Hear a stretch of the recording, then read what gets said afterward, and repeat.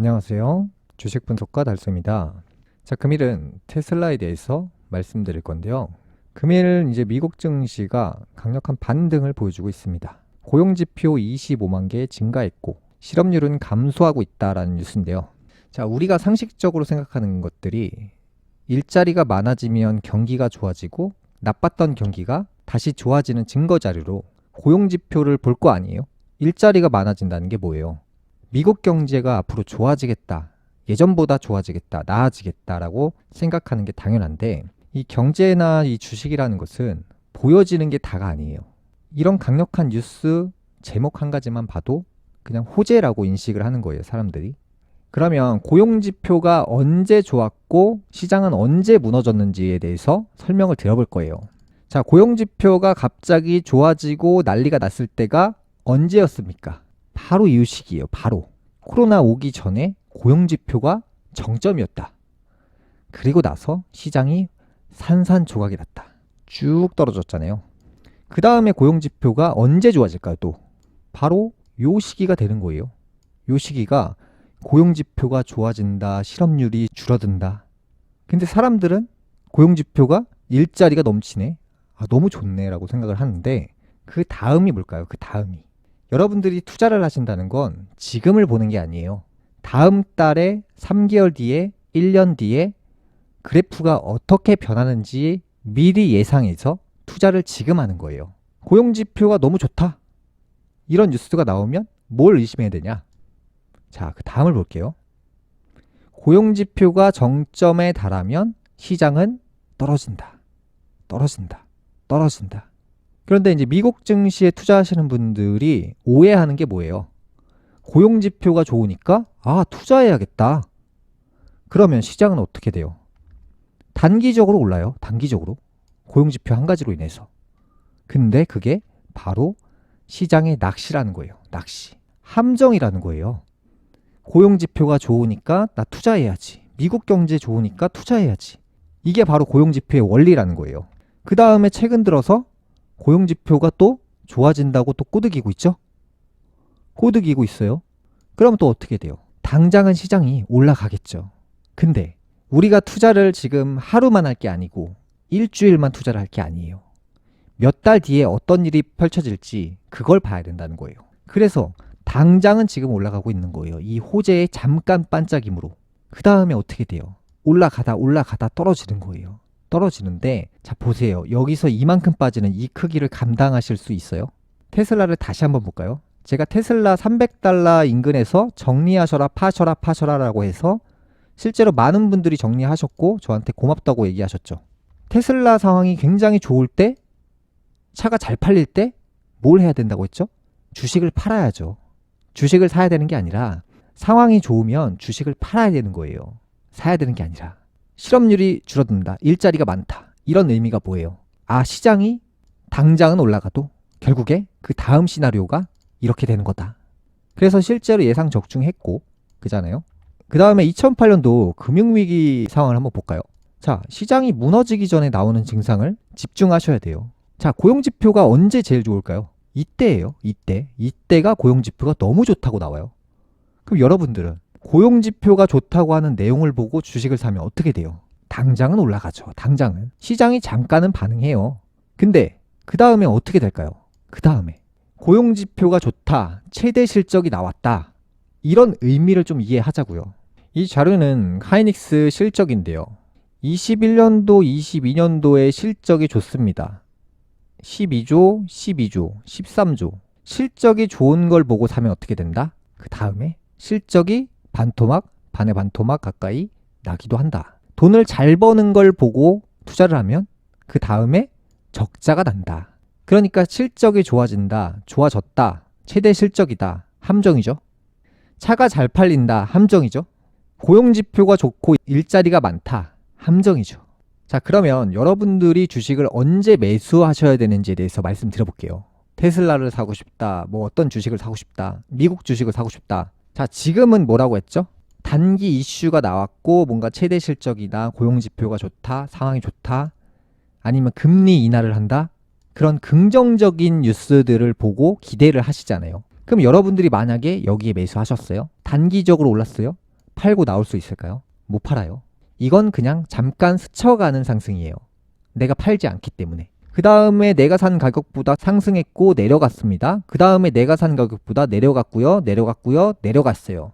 아무리 이렇게 좋은 뉴스들을 보고 매수를 해도 결과적으로 나는 손실이 날 수밖에 없는 구조라는 거예요. 이런 구조들이. 왜냐? 내가 올라도 팔지를 못해요. 이런 지표나 뉴스를 활용하실 때 역발상과 거꾸로 생각하셔야 돼요. 뭐냐?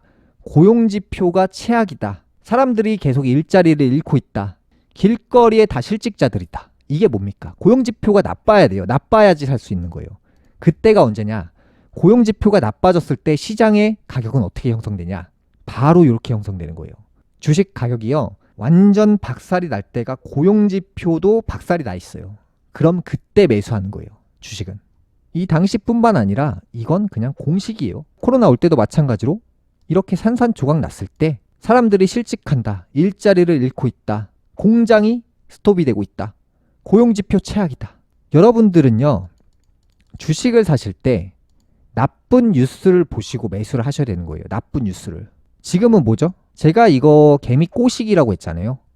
이미 2달 전, 3달 전부터 이 구간은 개미 꼬시기를 할 것이다 라고 말씀드렸고 실제로 개미 꼬시기를 하고 있어요. 자, 이제 참 슬픈 얘기인데 전 세계 자본가들이 개인들한테 돈을 쉽게 벌게 냅둘 것 같아요? 절대 그렇지가 않아요. 여러분들은요, 계좌를 만들었잖아요. 그러면요, 여러분들은 계좌에 돈을 넣는 순간 절대로 그 돈을 빼질 못해요. 절대 뺄 수가 없어요. 왠지 아세요? 주식이 떨어지고 주식을 팔고 현금을 전환을 하려고 해도 자꾸 어디선가 호재 뉴스가 뜹니다. 자꾸 어디선가. 이게 평생 반복하는 레퍼토리인데 대부분 지금 주식하시는 분들이 주식을 하신 지가 얼마 되지 않았어요. 그래서 이 맥락을 전혀 이해하지 못해요. 이 자본시장의 법칙이라는 게 있는 건데 나보다 강한 사람이 나를 억누르고 내가 돈을 잃게 만들어요. 초보자들은 우리가 지금 돈을 다 같이 번다라고 생각하고 하고 있잖아요. 근데 여러분들이 주식 계좌에 5천을 넣었어요. 여러분들은 그 돈을 전부 잃을 때까지 매매하는 과정에서 매매 수수료가 계속 증발을 하게 돼요. 그렇게 만들 거예요. 테슬라를 샀다가 수익 나면 애플로 갔다가 다시 수익 나면 엔비디아로 갔는데 손실이 났고 다시 테슬라로 갈아타고 이 과정 속에서 수익이 나는 것 같잖아요. 지금 잘 생각하셔야 되는 게 주식 계좌에서 수익이 나든 손실이 나든 지금은 계속 이용을 당하고 있는 거예요. 미국이란 나라가 지금 전 세계인들을 조종하고 있고 농락하고 있는 거예요. 미국 내 투자 전문가로 유명한 사람이 한 말이 있는데 악재와 호재를 반복해서 뿌리면서 수수료나 양도세를 계속 내게 만들면 된다. 여러분들이 지금 시장이 나쁘고 경제가 나빠서 당장 주식을 팔고 현금 전환을 해서 경제 나빠질 거니까 주식 그만둘래. 이렇게 얘기할 수 있는 사람이 왜 없는지 아세요? 지금 여러분들은 농락을 당하고 있는 거예요. 지금 여러분들이 할 수 있는 건요. 도망가지도 못하고 팔지도 못해요. 왜냐? 미국이 하는 세뇌 교육이 통했기 때문이고 여러분들이 할 수 있는 선택은 딱 한 가지밖에 없는 거예요. 주식을 보유하는 거, 주식을 사는 거, 이거 말고는 없어요. 여러분들이 당장에 지금 앞으로 내가 미국 주식을 다 정리해서 그만두고 기다렸다. 나중에 미국 경제가 정말 초전 박살났을 때 매수하면 승자가 될 것인데 그런 과감한 선택을 할 수 있는 사람은 없어요. 미국 증시가 왜 좋은지 아세요? 대부분의 개미들이 세뇌 교육에 당했기 때문이에요. 여러분들이 수익이 나서 팔고 나갈 수 있을 것 같잖아요. 절대 못 팔아요. 여러분들은 지금 주식 중독이거든요. 팔고 현금 전환하고 기다린다? 안 됩니다. 당장에 현금을 보유했던 사람도 시장에서 계속 유혹합니다. 호재를 뿌리고요. 금리 인하 가능성을 얘기하고요. 미국 경제 고용지표 보세요. 좋아지죠? 지금 사야 됩니다. 계속 유혹합니다. 그러니까 여러분들은 할 수 있는 건 종목을 갈아타는 것까지는 할 수 있어요. 예를 들어 테슬라에서 엔비디아나 애플로 이렇게 갈아타는 정도는 할 수 있어요. 하지만 여러분들은 지금 세뇌 교육을 완벽히 당했기 때문에 내가 경제가 너무 안 좋으니까 제 돈을 뺄까? 라고 생각은 할 수 있는데 미국 전문가들이 뭐라고 얘기하냐? 금리 인하 가능성 있습니다. 이미 1년 전부터 이 얘기를 했어요. 1년 전부터. 그러면서 계속 금리를 올렸죠. 그리고 금리 올리고 나서 또 뭐라고 합니까? 금리 이제 내릴 겁니다. 이걸 1년 동안 반복했는데 1년 내내 속아요, 사람들이. 금리 인하하겠다, 인하하겠다. 금리를 그동안 10배나 올려버렸어요. 사람들이 속는 동안. 다 속았죠? 그 다음에 고용지표로 계속 거짓말을 치는 거예요. 경제가 좋아진다, 앞으로 봐라. 근데 뭐라고 했죠? 고용지표가 좋아지면 이렇게 박살이 나요. 이번에도 고용지표로 상승을 시키겠다. 왜? 핑계거리가 없잖아요. 지금 또 핑계거리가 뭐예요? 금리 인하할 것이다. 계속 금리 인하 뉴스를 뿌리는 거예요. 그래 놓고 금리는 정작 올라버려요. 근데 그런 기대감으로 결국에 사람들은 주식을 사고 통장에 있는 돈 전부 다 끌어다가 미국 주식에 베팅을 해버려요. 그리고 그 돈들이 전부 들어오고 더 이상 들어올 게 없으면 그때 쇼크가 옵니다. 폭락이 오죠. 이런 레파토리로 간다는 거예요. 사람들은요, 내가 경제를 뉴스를 보고 예측할 수 있을 것 같고 위기를 피할 수 있을 것 같고 대비할 수 있을 거라고 생각하거든요. 근데 이 말의 힘이라는 것이, 이 전문가들이 쓰는 그 말의 힘은요, 지금 경제가 나쁘다라고 생각까지는 할 수 있는데 결국에는 금리 인하로 경제가 좋아지고 고용지표 좋으니까 경제가 좋아지고 회사 실적이 최대 매출 나왔으니까 좋아지고 나쁜 걸 인지하면서 긍정이 더 크기 때문에 결국 시장은 좋아진다라고 믿게 돼요. 근데 그 많은 사람들이 결국에 다 믿게 만드는 게 전문가들이 하는 일인데, 왜냐? 여러분들이 매매를 샀다 팔았다 반복하게 만들어봐요. 미국은 매일매일 돈을 걷어들이는 거예요. 매일매일 여러분들이 달러 유치해주고 그 달러로 투자해주고 수수료 내주고, 전 세계인들이 지금 미국의 세뇌 교육을 정확히 당하고 있고, 결국에는 이게 뭐냐? 그럼 결과는 어떻게 될 것이냐? 여러분들이 몇 달 내에 이 미국 주식을 전부 팔고 나오시면 승자가 되는 거고요. 끝까지 미국 증시나 금리 인하 가능성이나 좋아질 기대감을 믿고 투자를 이어간다면 여러분들은 반드시 파산을 하게 될 거예요.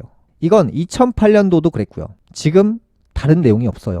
이미 고용지표가 좋다는 것은 예전에 폭락하기 전에 나왔던 증상하고 똑같이 돌아가고 있고요. 사람들이 이 시장을 완벽하게 믿을 때 그때 비로소 쇼크가 옵니다. 2008년 경제 대공황을 예측했던 마이클 버리도 미국 경제 폭락을 미리 예측을 했죠. 미리 예측하게 되면 어떤 증상이 나오냐?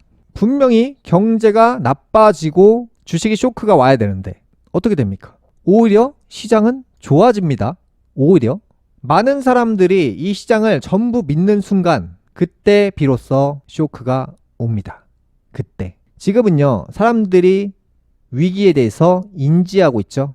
인지하고 있다는 것은 지금은 안 온다는 거예요. 모두가 이 시장에 대해서 100% 믿게 되고 레버리지까지 땡겨서 주식을 사게 되면 그때 쇼크가 옵니다. 여러분들은 지금 제가 이런 경고를 하면 무슨 다음 주에 쇼크가 오고 다다음 주에 쇼크가 온다고 생각하는데요. 미국의 유명한 마이클 버리도 수개월 전에 예측은 했지만 당장은 예측하지 못했어요. 쇼크라는 것은 당장 오는 게 아니라 미리 일기예보를 보고 준비를 하는 자세로 기다려야 됩니다. 나스닥 지수는 그냥 이렇게 내려갈 거예요. 근데 다시 한번 말씀드리지만 지금 내려가지 않습니다. 강력한 호재 뉴스 나왔죠? 그게 올라가다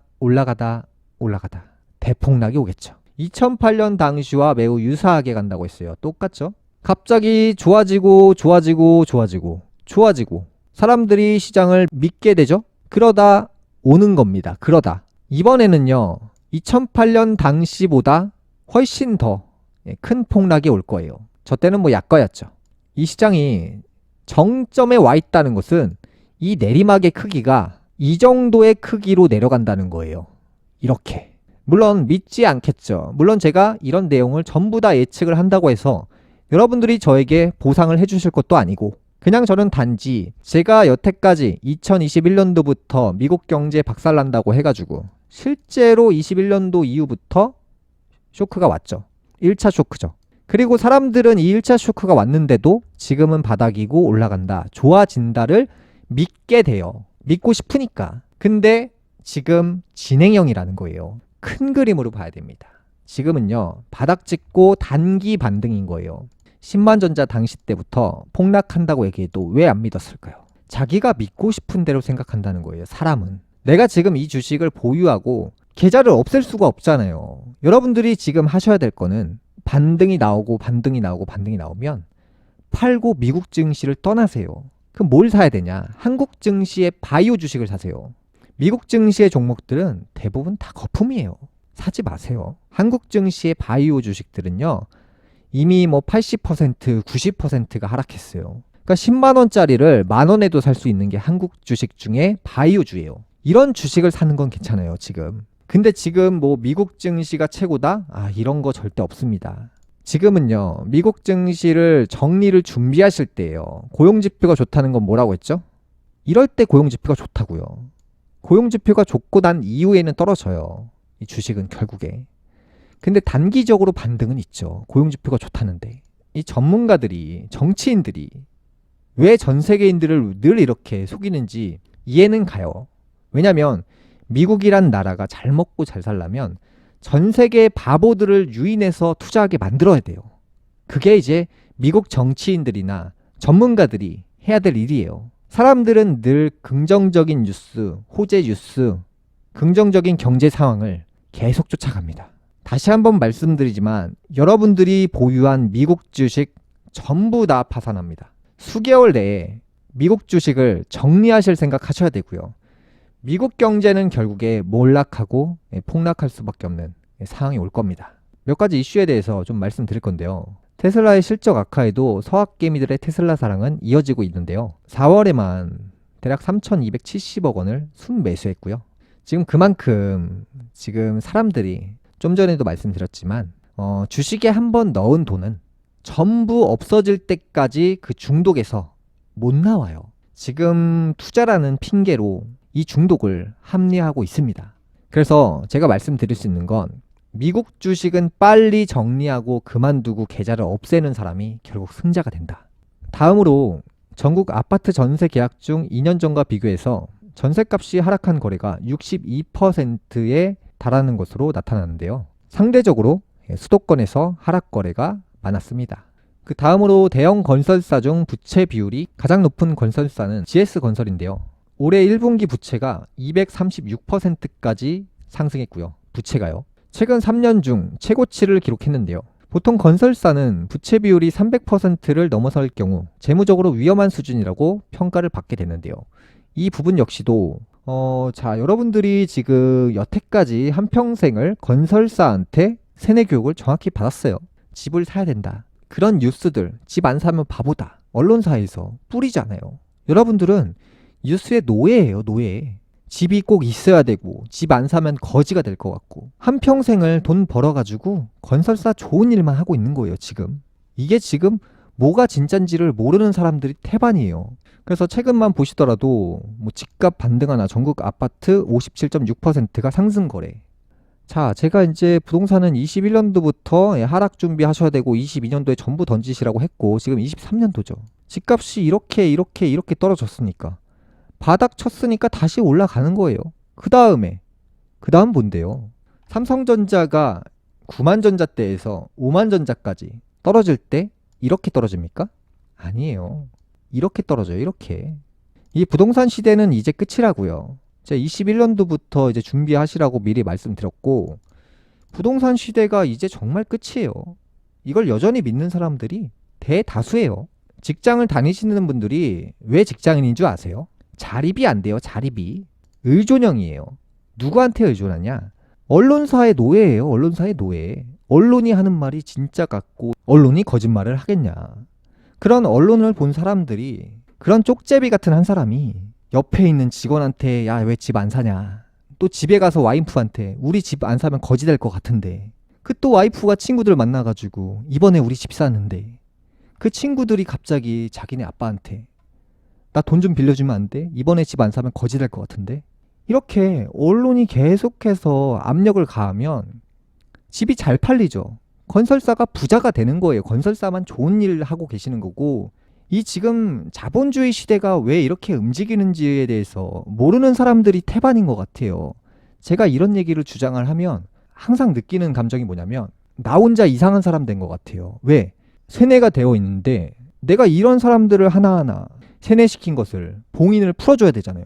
그만큼 어려운 거예요. 삼성전자 9만전자 때도 다들 그 삼성전자 9만전자 사야 된다 봉인되고 세뇌돼가지고 바보같이 그걸 팔지도 않고 계속 그 세뇌 교육이 언제 깨지냐.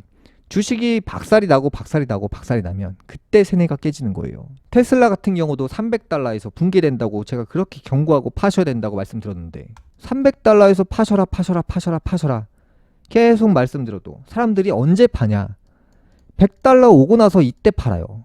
한참 늦게 판다는 거예요. 제가 22년도에 부동산 전부 던지시라고 말씀드려도 23년도에 다 이제 떨어지고 바닥 치니까 그제서야 나중에 믿는 거예요. 나중에. 항상 여러분들이 돌이켜보세요. 제가 늘 이렇게 미리 경고를 드려도 당장 움직이는 사람은 없어요. 막상 그 주식이 진짜 떨어지고 나서 그제서야 팔아요. 그제서야. 삼성전자 9만전자 때 이후부터 계속 파셔라라고 하니까 계속 안티들이 니까짓 게 뭔데 자기들이 바본 줄 몰라요. 그리고 나서 그 안티들이 언제 삼성전자를 파는지 아세요? 5만원이 되니까 그때는 믿어요. 야, 네 말이 맞더라.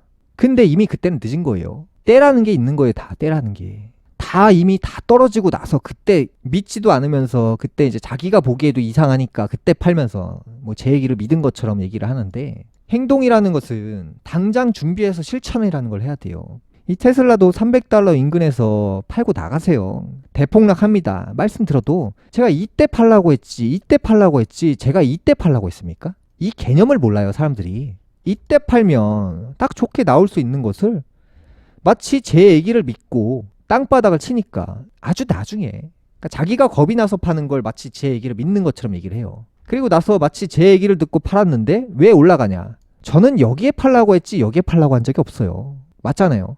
제가 삼성전자 9만전자에 팔라고 했지 5만전자에 팔라고 한 적은 없어요. 여러분들이 앞으로 준비하셔야 될 건 뭐냐면 미국 증시 정리할 준비하시고 계좌 없앨 준비하세요. 반등 나올 때 언제 가장 알맞게 정리할 수 있는지 그걸 정하세요. 저는 이미 테슬라를 300달러 인근에 파시라고 말씀드렸고 미국 증시는 이미 21년도부터 정리하셔야 된다고 말씀드렸어요.